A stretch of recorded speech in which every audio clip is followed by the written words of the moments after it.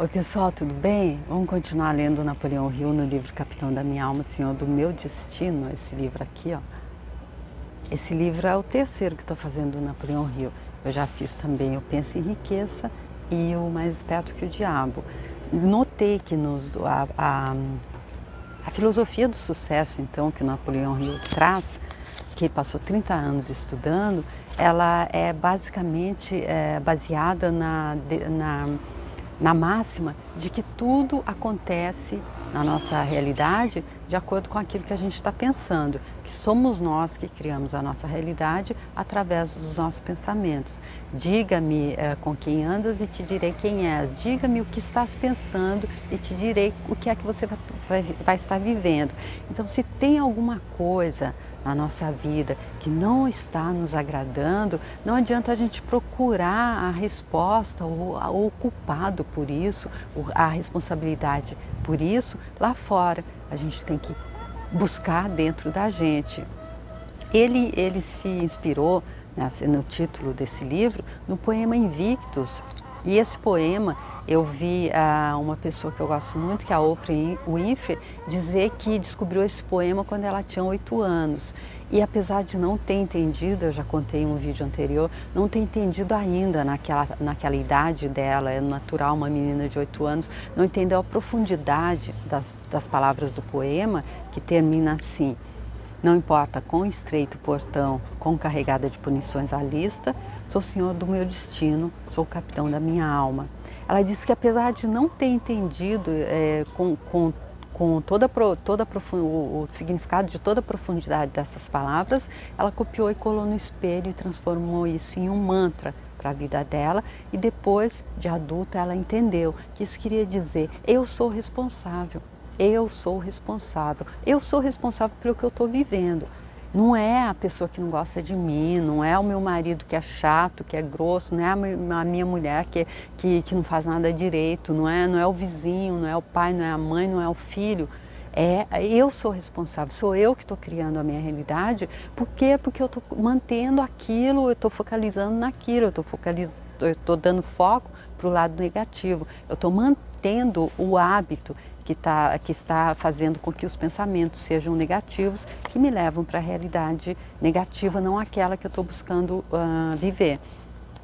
Nesse livro, ele diz que ele apresenta os conceitos de visão criativa, pensamento organizado e atenção controlada, e ele ensina como cultivar essas qualidades e explica a importância delas para a conquista do sucesso, para sair desse redemoinho, então, que continua trazendo o mesmo daquilo que a gente não quer, que a gente não escolhe. Ele diz aqui, está no segundo capítulo, Pensamento Controlado, que os pensamentos são como um carro que passa em uma estrada de terra, e a primeira vez ele deixa uma marca superficial, a segunda uma marca mais profunda, e cada vez que ele passa ele deixa uma marca mais profunda, até que não tem mais como ele fazer outro caminho, porque está tão profundo que ele não tem mais como virar para a direita, para a esquerda, mudar a direção. E ele diz que o mesmo acontece com a nossa mente, pois os pensamentos eles formam também esse sulco na nossa mente, e é aquilo que depois dessa que o pensamento só passa por ali, só nos leva ali para o cantinho onde a gente é a vítima, onde a gente não é responsável por nada, onde tudo é contra a gente, onde Deus esqueceu a gente, onde a gente já nasceu em uma condição de desprivilegiada. Então a gente já está fadado ao insucesso. Então quando a gente está nesse caminho, a única forma de conseguir sair dele é criando novos hábitos, é tendo hábitos organizados. E aqui a última pergunta do Napoleão Hill foi exatamente essa. Então a formação de hábitos é algo que o indivíduo pode controlar? E aí ele diz assim: sim, com certeza. E eu lembro que o controle da formação de hábito é uma parte importante do pensamento organizado. O indivíduo pode instalar qualquer hábito que escolher, repeti-los por um tempo, da mesma forma que mantém a execução de um exercício físico. Porém, depois de instalados, aí eles se tornarão automáticos. Então, cabe a nós instalar, somos nós que decidimos quais são os pensamentos que a gente vai estar trazendo diariamente. Porque depois que eles estiverem ali, aí não tem mais jeito. Aí a gente vai levantar da cama realmente completamente mal-humorado, se a gente já instalou isso na nossa realidade. Então, vamos para a próxima pergunta aqui. E você disse que alguma lei desconhecida da natureza fixa os hábitos de forma que se perpetuem? Sim, esse é um fato estabelecido. É um dos fatos mais importantes em todo o campo dos fenômenos mentais, porque é literalmente o meio pelo qual um indivíduo pode tomar posse da própria mente.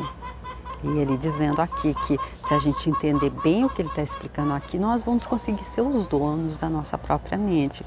E ele dizendo então que essa lei, e ele fala dessa lei ali no livro Mais Esperto que o Diabo, ele chama essa lei da lei do ritmo hipnótico. O homem que descobrir o segredo pelo qual a natureza fixa os hábitos humanos terá dado uma estupenda contribuição à ciência. Uma contribuição maior, talvez, que a que foi dada por Newton, que descobriu a lei da gravidade. Quando a descoberta for feita, se for feita algum dia, talvez seja revelado que a lei que fixa os hábitos do homem e a lei da gravidade têm uma relação muito próxima ou que são a mesma. Aqui talvez ele ainda não tivesse escrito ali o outro livro, porque ali no livro ele já determina como sendo a lei do ritmo hipnótico, que eu acredito que seja também a lei da causa e efeito, onde está contida a lei da gravidade. Tudo que a gente faz volta para a gente. Se nós estamos formando hábitos negativos, a gente vai estar vivenciando, a gente vai estar se escravizando esses hábitos e vamos estar vivenciando coisas negativas. Sua hipótese me intriga. Poderia explicá-la melhor? Tudo que sabemos com certeza sobre hábito é o fato de que qualquer pensamento ou ato físico que é repetido tende a se tornar perpetuado por meio de alguma força que executa o hábito automaticamente. Sabemos que hábitos podem ser mudados, modificados ou eliminados completamente pelo processo simples de adotar voluntariamente hábitos opostos de uma natureza mais forte. Então aqui ele dizendo, tudo passa pelo que a gente já disse ali nas páginas anteriores, por aquela faculdadezinha ali que é a chefe da mente, a força de vontades. Se a gente tiver determinado que chega, deu, vamos sair desse hábito que a gente está cultivando até agora, que só está levando para a falta e para a escassez. Poxa, a Og Mandino, ele diz ali no livro também, A Universidade do Sucesso, que dá o mesmo trabalho, criar abundância e prosperidade, fazer com que dê essa abundância e prosperidade ou continuar na correnteza da falta e da escassez. Então, se a gente decidir que a gente vai usar a força de vontade para transformar isso, eles podem ser mudados.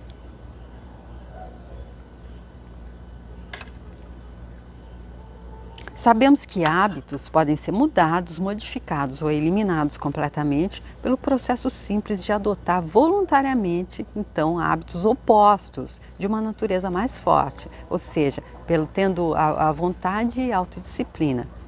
Por exemplo, o hábito da procrastinação, um hábito que aflige todo mundo em certa medida. Pode ser dominado pela instalação de hábitos definidos de iniciativa rápida, com base em um motivo suficientemente forte para garantir que os novos hábitos sejam uma influência dominadora na mente, até se tornarem automáticos em sua operação.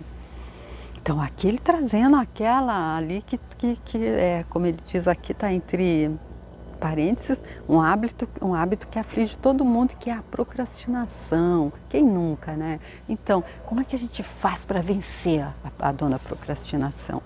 deixando sempre tudo para trás e achando tudo para ser feito depois. E sempre a gente acha um álibi. Não, não vou fazer porque eu ainda não estou, não é exatamente assim, eu quero que seja perfeito, então por isso eu não fiz ainda, eu não estou procrastinando. A gente sempre encontra uma desculpa. Então, como é que a gente pode fazer, dar uma voadora nela? A gente pode, então, eu acredito, estar se conscientizando que nós estamos trabalhando contra nós mesmos. Depois que a gente se conscientiza, a gente instala outro hábito e faz com que ele nos sirva.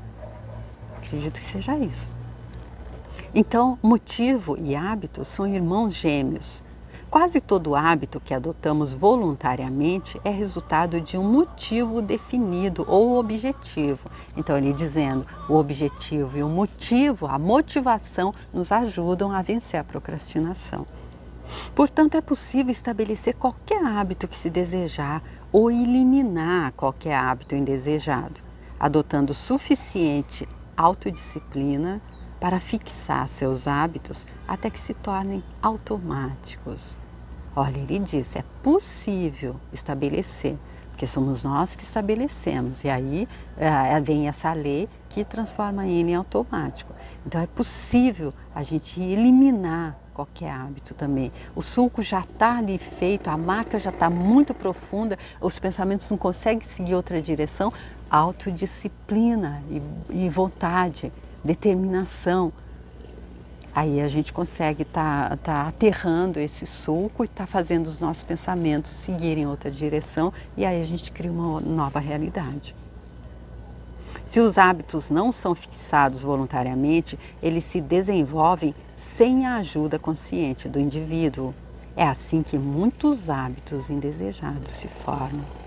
Ou seja, se a gente está ali com a mente à deriva, a gente está realmente entregando o nosso livre-arbítrio para a casualidade, a gente não está se importando, quando a gente vê, nós já estamos escravizados a um hábito que normalmente é um vício. É óbvio, então, que o princípio da autodisciplina é um instrumento necessário na formação de hábitos que formamos deliberadamente. Olha aí, o Napoleão Hill sempre destrinchando para que a gente entenda melhor. Sim, autodisciplina e pensamento organizado são quase sinônimos. Autodisciplina. Para ter pensamento organizado, precisa de autodisciplina.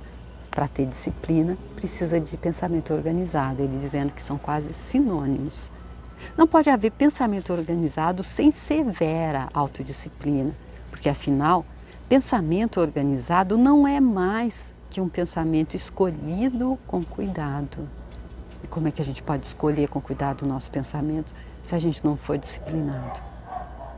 Hábitos de pensamento podem ser estabelecidos apenas por severa autodisciplina. Motivo ou desejo obsessivo facilita muito a autodisciplina. Então, aqui ele trazendo novamente esses que são os combustíveis, a motivação e o desejo ardente. Não é nada difícil formar hábitos de pensamentos se temos um motivo definido, amparado por um forte desejo emocional pela obtenção do objeto almejado. Ou seja, primeiro o motivo, o objetivo com um motivo definido e é um forte desejo emocional, trazendo novamente o exemplo do Graham Bell, que fez a descoberta grandiosa do telefone que beneficiou toda a humanidade, porque ele tinha um objetivo definido de encontrar um aparelho de surdez para a mulher dele, e o emocional é que era a mulher que ele amava, que ele queria ajudar. A motivação dele então foi essa. Quer dizer que é fácil formar hábitos de pensamento relacionado a assuntos pelos quais se tem um intenso interesse pessoal? Essa é a ideia exatamente. O procrastinador vaga pela vida, um fracasso porque não tem motivo obsessivo para fazer nada específico. Ou seja, sem motivação a gente vai protelando. O pensamento dele não é organizado, porque ele não escolheu nenhum chamado específico para o planejamento organizado. Ou seja, Se ele não escolheu nada específico para planejar organizadamente, não é possível também ter o pensamento organizado. Pode descrever rapidamente os principais benefícios do pensamento organizado para o homem que deseja fazer o melhor uso do tempo e da capacidade dele? Os benefícios são tantos que é difícil decidir onde começar e onde parar. Mas aqui vão algumas vantagens mais óbvias desse hábito. Então, Napoleão Hill pedindo para ele mostrar os benefícios do pensamento organizado para ver se a gente se convence. E aí ele diz que são tantos que é difícil começar e saber onde parar. Porém, ele vai dar aqui algumas vantagens que o pensamento organizado nos traz e nos proporciona. Vamos ler algumas então nesse vídeo e depois a gente continua no próximo. Pensamento organizado permite que o indivíduo se torne senhor da sua própria mente.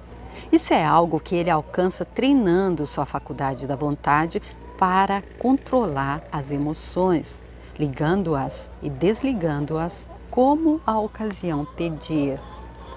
Ou seja, pensamento organizado, então, pode nos ajudar a controlar a emoção. E ele já disse ali atrás que a emoção negativa, uma forte emoção, ele diz no livro Mais Esperto que o Diabo, por exemplo, que é a emoção do amor e do ciúme, mais a do sexo, que ela se transforma em uma bomba. Aí, lógico, vai explodir ali a qualquer momento. Então, como se a gente se deixar guiar pela emoção negativa, pode nos levar para um resultado negativo. Então, ele dizendo que o pensamento organizado, então, faz com que a gente possa ligar ou desligar essas emoções antes que elas explodam.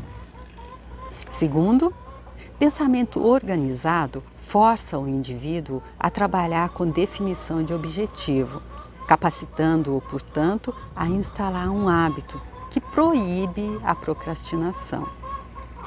E a gente já viu ele dizendo que o pensamento organizado ele força a trabalhar com definição de objetivo, e a definição de objetivo é a que combate a procrastinação. O que é que permite que a gente tenha pensamento organizado? Autodisciplina. Terceiro, ele desenvolve o hábito de trabalhar com planos definidos, em vez de seguir às cegas pelo método de tentativa e erro. Então, o pensamento organizado também desenvolve o hábito de trabalhar com planos definidos, ao invés de a gente estar seguindo ali, metendo os pés pelas mãos, indo às cegas. Então, o pensamento organizado, ele organiza todos os setores, a gente vai ter um plano definido, sabendo onde é que a gente quer chegar, objetivo. Quarto, ele permite que o indivíduo estimule a mente subconsciente para melhor ação e respostas mais prontas na realização dos fins desejados. Em vez de deixar a mente subconsciente responder aos pensamentos vagabundos, está entre aspas essa palavra, e às influências destrutivas do ambiente. Então, mais uma grande vantagem do pensamento organizado é nos permitir estimular a nossa mente subconsciente para melhorar a ação, para melhor ação e respostas mais prontas na realização dos fins desejados. Porque ele já deixou claro ali como é que tudo acontece. Depois que se transforma em hábito os pensamentos, aí eles são levados à mente subconsciente, e é a mente subconsciente ali onde acontece a ligação, ali onde acontece aquela faísca de fusão entre a gente e a nossa centelha divina, a inteligência infinita, e aí então é ali que ela potencializa aquele nosso desejo e pronto, mandou, aí é só esperar que ele desce, que ele apareça na nossa realidade. Porém, ele está dizendo que sem pensamento organizado fica difícil fazer com que esses pensamentos sejam hábitos construtivos, positivos, e que chegue ali, porque se a gente não tiver o pensamento organizado, a gente então vai deixar a nosso subconsciente responder a pensamentos vagabundos, porque o subconsciente não está ali como que é, medindo, dizendo, ah não, esse aqui é um pensamento vagabundo que ele pegou, esse aqui ele não foi organizado, então eu não vou transformar em realidade. Não, a inteligência divina respeita o nosso livre-arbítrio. Se a gente deixou a nossa mente à deriva, é nossa escolha. Tudo é escolha, seja consciente ou inconsciente. A gente é que escolhe qual é a vida que a gente quer plantar para a gente, qual é a realidade que a gente quer estar vivendo. E se for uma realidade positiva, nós temos que estar no comando. É o poder que a gente tem, é o de comandar a nossa própria mente. Quinto, desenvolve autossuficiência. Então, o pensamento organizado faz com que a gente seja autossuficiente. A gente fica com tudo organizado. Nós somos o que a gente decidir fazer, a gente vai fazer. A procrastinação não vai ter lugar. Sexto, dá ao indivíduo o benefício do conhecimento, da experiência e da educação de outras pessoas por meio da aliança de Mastermind, que é um meio importante usado por todos os pensadores capazes. Então, ele mostrando que vai muito além do nosso próprio umbigo. Se a gente começa a organizar o nosso próprio pensamento, a gente muda o nosso entorno. E se a gente está ali num grupo de mastermind, que estão todos em busca do mesmo objetivo, a gente pode até potencializar esse objetivo para todos. Ou seja, é crescimento, é sucesso para a gente e para o entorno, como ele disse. É essa busca que a gente tem que ter, estar sempre pensando no todo e fazendo o nosso melhor. Então, ter autodisciplina não vai modificar apenas a nossa vida, vai ser um benefício para o bem de todos e eu acredito que para o orgulho do todo. Que ele vai ver realmente que nós estamos fazendo a nossa parte para viver a vida grandiosa que ele está sonhando para a gente. Eu vou deixar os outros motivos aqui para fazer no próximo vídeo. Como ele disse, esse capítulo ele deve ser degustado devagar. A gente deve estar prestando muita atenção no que ele está ensinando aqui, porque ele disse que ele não conhece, ele desafia alguém que possa dizer a ele que conheceu alguém que assimilou esse conhecimento que ele está passando nesse capítulo e não transformou a vida completamente, não resolveu todos os problemas, ou seja, não passou da falta e da escassez em qualquer que seja o setor para a prosperidade e abundância plena em todos os setores. Então eu vou aceitar o desafio dele e estou mergulhando fundo aqui nos ensinamentos que ele está passando nesse livro, especialmente nesse segundo capítulo, e espero que você também consiga estar então está assimilando todo esse conhecimento e colocando em prática na sua vida e que até o final desse livro, ou até o final das vezes que você vai ver o vídeo, se você for ver mais de uma vez, já tenha sido transmutado. Tudo que está fazendo você criar uma realidade que não é aquela que você está buscando viver, que já tenha sido transmutado. E como diz a Catherine Ponder ali no livro As Leis Dinâmicas da Prosperidade, todo pó de ouro que esteja no ar aí já esteja se assentando na sua vida e você já possa começar a estar experienciando os resultados dourados. É isso que eu desejo para você, para todos vocês que estão vindo comigo nesse livro, para todos vocês que estejam mandando mensagem, vocês que compartilham o vídeo, que deixam a sua curtida, vocês que se inscrevem no canal, muitíssimo obrigado. Fico super feliz, especialmente se estiver sendo contribuição para você, que por alguma razão não poderia estar acessando esse conhecimento, você que por acaso seja analfabeto ou deficiente visual, ou que não teria tempo para estar sentando e lendo esse livro. E se você gosta das inserções que eu faço, das opiniões que eu dou, obrigada também. Se não, se você quiser me passar a sua, me manda uma mensagem, eu vou ficar super feliz. Se inscreve no canal se você quiser, se for leve, vem comigo para a gente chegar ali no final, todo mundo forte, feliz e contente, tá bom, gente? Que dia lindo!